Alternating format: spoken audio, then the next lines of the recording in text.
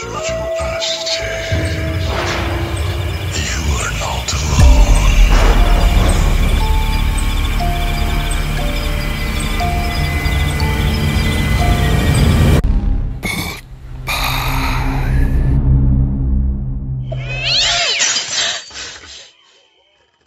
আপনাদের সবাইকে স্বাগতম জানাচ্ছি আজকের এই এপিসোডে। আজকের এই এপিসোডটি বিশেষভাবে তাদের জন্য যারা ভৌতিক ঘটনা শুনতে পছন্দ করেন।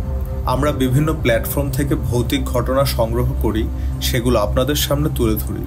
তাই আমাদের চ্যানেলটি সাবস্ক্রাইব করুন। সাথে আপনি চাইলে আমাদেরকে জানাতে পারেন আপনি এই ঘটনাটি কোথায় বসে শুনছেন এবং কোন অবস্থায় বসে শুনছেন।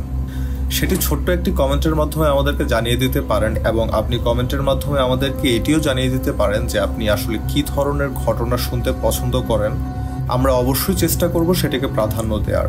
আপনারা যে লাইক কমেন্ট করেন তা আমাদেরকে আসলে অনুপ্রেরণা যোগায় এবং আরও ভালো কিছু নিয়ে আসার জন্য উৎসাহিত করে। তো আপনাদের থেকে আশা করব আপনারা লাইক কমেন্ট করে আমাদের সাথেই থাকবেন। কথা না বাড়িয়ে সরাসরি চলে যাচ্ছি ঘটনায়। তো ঘটনাটি মূলত যার সাথে ঘটেছিল তিনি ওনার নানির চাচাতো ভাই। ওনার নানির বাবার বাড়ি নড়াইল জেলার ব্রাহ্মণডাঙ্গা গ্রামে, যেটা লোহাগাড়া থানার অন্তর্ভুক্ত। এই গ্রামটি নড়াইল জেলার একটি নামকরা গ্রাম।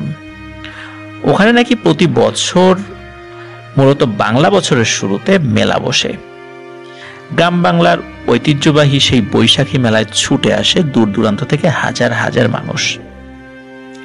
3 দিন ব্যাপী সেই মেলায় চলে অনেক আয়োজন। বিভিন্ন জিনিস তো আছেই, সেই সাথে ঘোড়দৌড় প্রতিযোগিতা, জারি গান, পালা গান, সারি গান ইত্যাদি অনেক ধরনের বাঙালি সংস্কৃতিতে ভরপুর থাকে এই মেলা, যা বর্ণনা করে শেষ করা যাবে না। এক কথায় বিশাল আয়োজন। ঘটনাটি যার সঙ্গে মূলত ঘটেছিল, শুরুতেই বলেছি, তিনি হচ্ছেন ওনার নানির চাচাতো ভাই, যার নাম হচ্ছে কামাল মোল্লা। তো কামাল নানা পেশায় একজন কৃষক ছিলেন। তার 2টা গরু ছিল, যেটা দিয়ে তিনি জমি চাষ করতেন। আর ধান কাটার মৌসুমে গরুর গাড়ি করে ধান বহন করতেন। তার নিজেরও বেশ জমি জমা ছিল। সচ্ছল পরিবার তার মা বাবা মারা গেছেন অনেক আগেই। ততদিনে বোনদের বিয়ে হয়ে গেছে।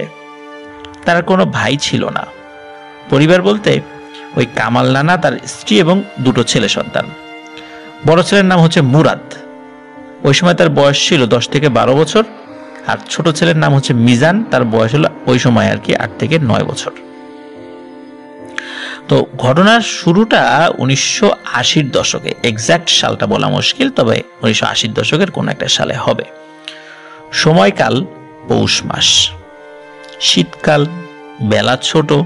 দেখতে দেখতে সূর্য কিন্তু ঘটনার দিন তার নিয়মের মতো করেই বিদায় নিয়ে পশ্চিমের আকাশে ঢলে পড়ে।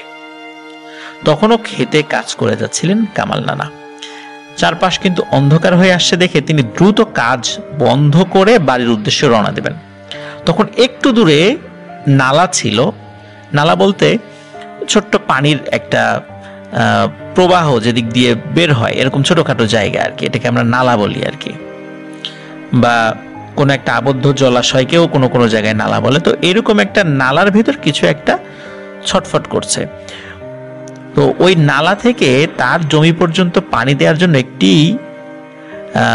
জায়গা তিনি আগে থেকে কেটে রেখেছিলেন। তো মূলত ওইটার মধ্যেই ওই একটা ছটফটানির আওয়াজ তার কাছে আসে। তো নানা এগিয়ে গিয়ে দেখেন বড় একটা শোল মাছ। উনি তো বেজায় খুশি, তাড়াতাড়ি ওই শোল মাছটিকে জাপটে ধরেন। আর ওখানে তো পানি নেই বললেই চলে, পানি খুবই কম। উনি খুব সহজে ওই শোল মাছটিকে ধরে ফেলেন এবং শোল মাছটিও কামাল নানার শিকারে পরিণত হয়। আর মাছটা ছিল বেশ বড়। এটা পেয়ে তো তিনি তো স্বাভাবিকভাবেই বেজায় খুশি। চিন্তা করেছিলেন যে নতুন আলু এবং ফুলকপির সাথে রান্না করে এই মাছটি খেতে হবে, বেশ সুস্বাদু হবে। এই কথা চিন্তা করছেন যে কিভাবে খাবেন। আর উনি বাড়ির পথে হাঁটা শুরু করেন। তবে শোল মাছটি ধরার পর তিনি পাশ থেকে 2টো নাড়া বলতে খড়ের যেই জিনিসগুলো আমরা বলি আর কি, খড়, এগুলোকে অনেক জায়গায় নাড়া বলে আর কি। তো এরকম বেশ কয়েকটা নাড়া নিয়ে একটা ছোট্ট দড়ির মতো তৈরি করে ওই চোয়াল, ওই মাছটা চোয়ালের ভিতর দিয়ে ঢুকিয়ে মুখের ভিতর দিয়ে বের করে ওইটাকে বেঁধে ফেলেন। তারপর হাতে নিয়ে মনের সুখে বাড়ির উদ্দেশ্যে রওনা দিয়েছিলেন। গুনগুন করে গান গাইতে গাইতে হেঁটে চলছেন বিলের ভেতর সরু রাস্তা দিয়ে। ওখানে কিন্তু কোমল মোলায়েম ঘাস ছিল, তার উপর দিয়ে হেঁটে চলছে মানে যাচ্ছেন আর কি তিনি। আর ওই সময়ে সবুজ ঘাসের উপর কিন্তু শিশির বিন্দু কিন্তু জমতে শুরু করে দিয়েছে। ইতোমধ্যে ভিজে যাচ্ছে জুতা, স্যান্ডেলহীন পায়ের পাতা। চারপাশ নীরব, কোনো জনবসতি নাই আশেপাশে। যতদূর চোখ যায় শুধু ফসলের মাঠ। চারপাশটা ক্রমশ কুয়াশায় আচ্ছন্ন হয়ে যাচ্ছে। কামাল নানা আস্তে আস্তে ডুবে যেতে থাকেন প্রকৃতির এই মায়াজালের মধ্যে।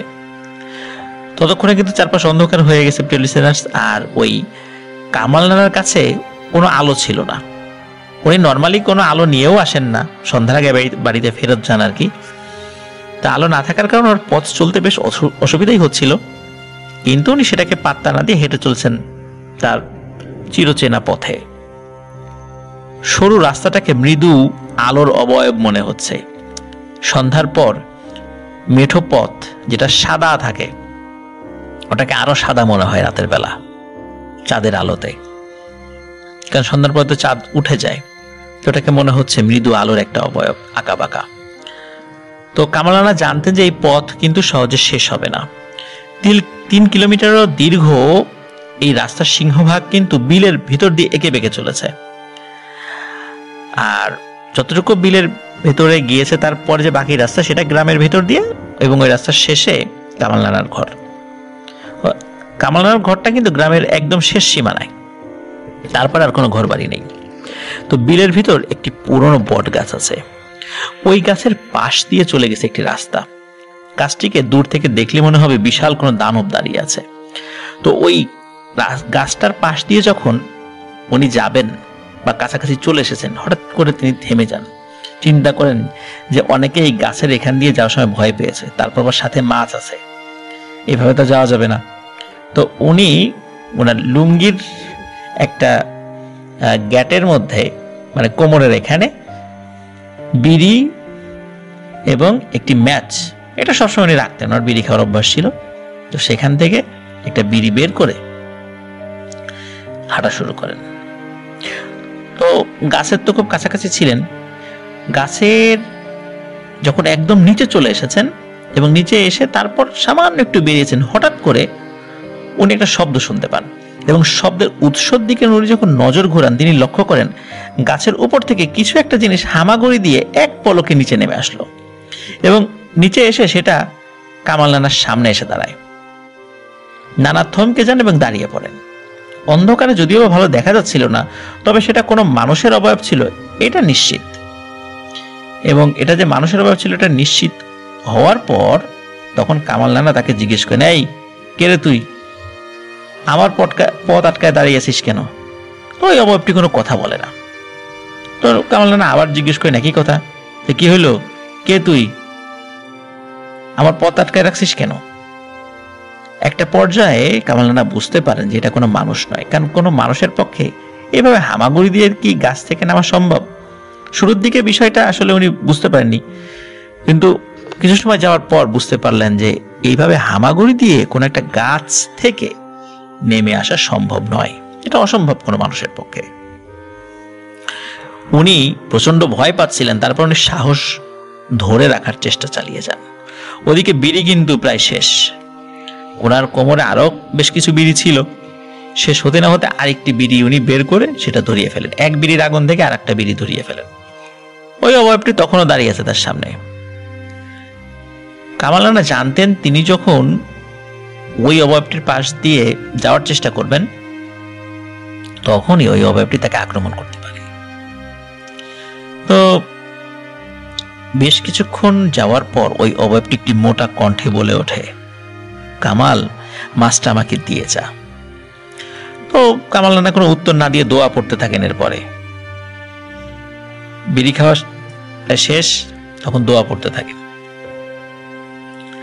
ওই অবয়বটি আবারও বলে, কামাল, মাছটা দিয়ে যা, না হলে কিন্তু তোর আমি ক্ষতি করব।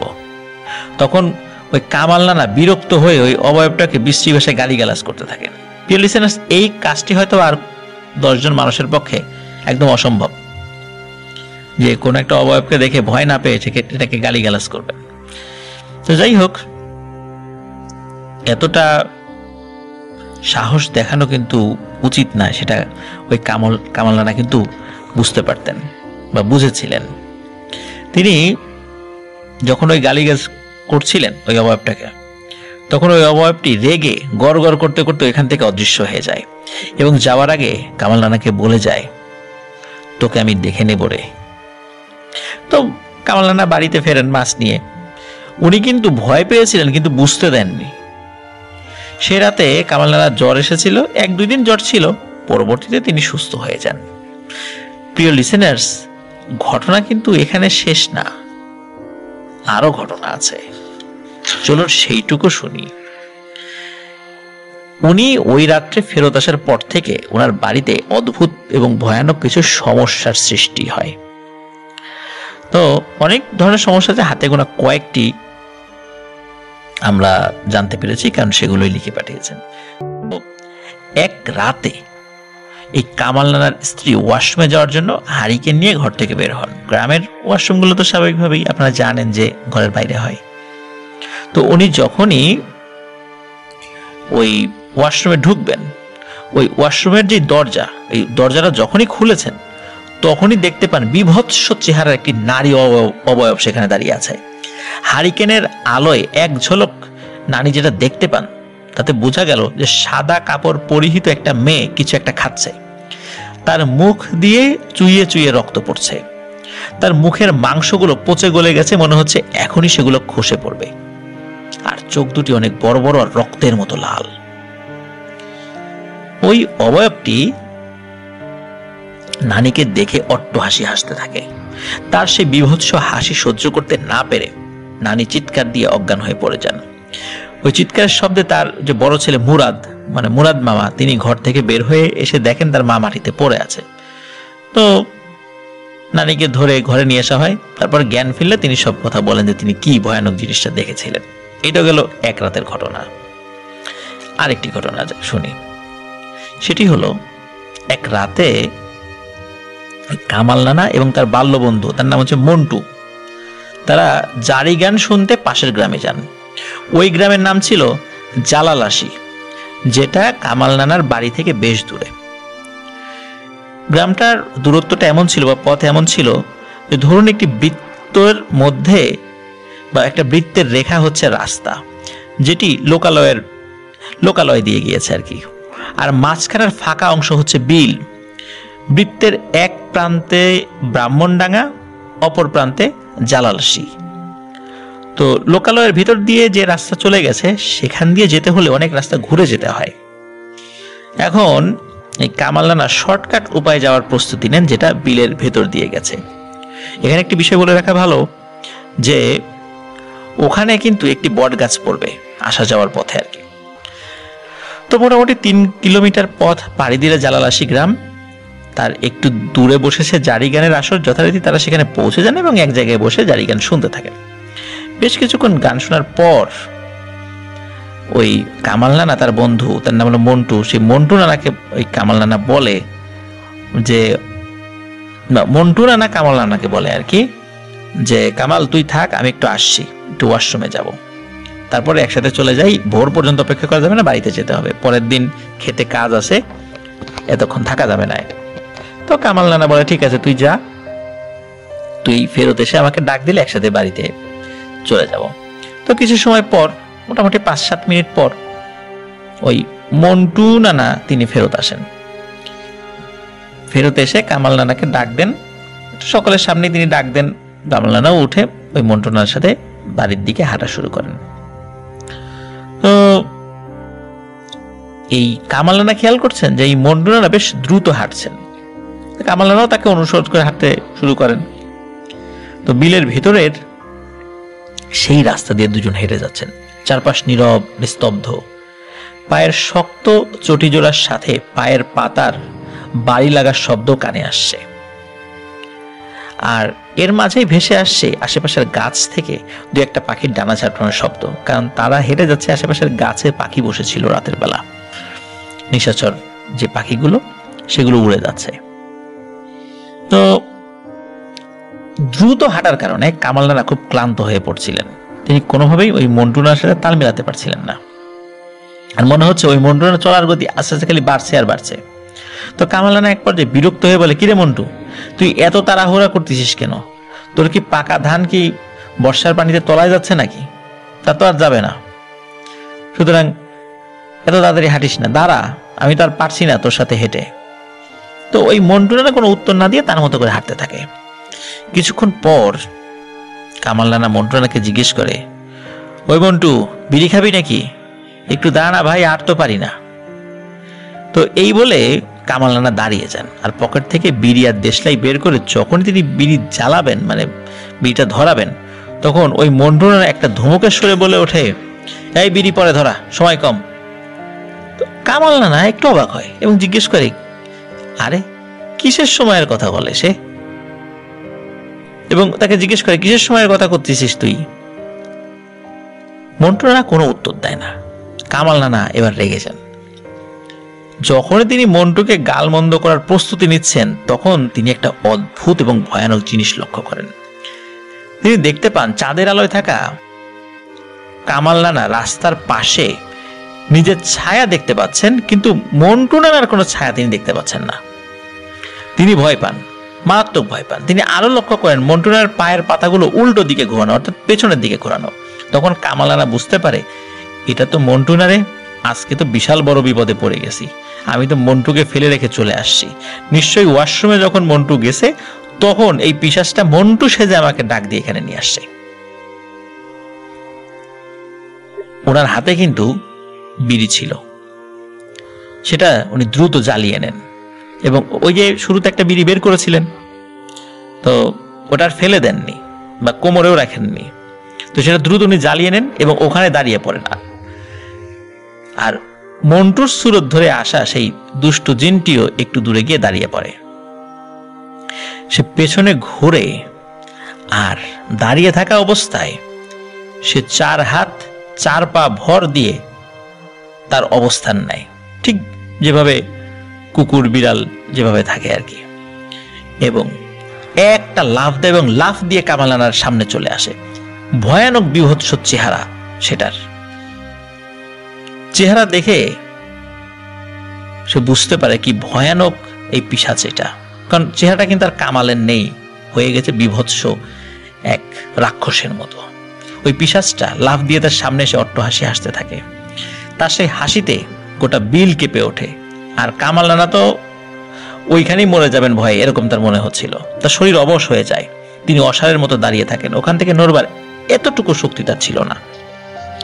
ওদিকে তার হাতের জ্বলন্ত বিড়িটা যে কখন শেষ হয়ে গেছে এটা তিনি খেয়ালও করেননি। তিনি যে আবার একটি বিড়ি জ্বালাবে মানে ধরাবেন, এই জ্ঞান বা শক্তি কোনোটি তার মাথায় কাজ করছিল না বা শরীরও কাজ করছিল না। মন্টুরূপী সেই পিশাচটা ধীরে ধীরে কিন্তু তার দিকে এগিয়ে আসছিল। একদম তার মুখের কাছে মুখ নিয়ে পিশাচটা বলে, কিরে কামাল, আজকে তোকে কে বাঁচাবে? এই বলে আবার বিভৎস হাসি হাসতে থাকে। তো এবার আর কামাল নানা নিজেকে ধরে রাখতে পারলেন না, উনি ওখানেই অজ্ঞান হয়ে পড়ে যান।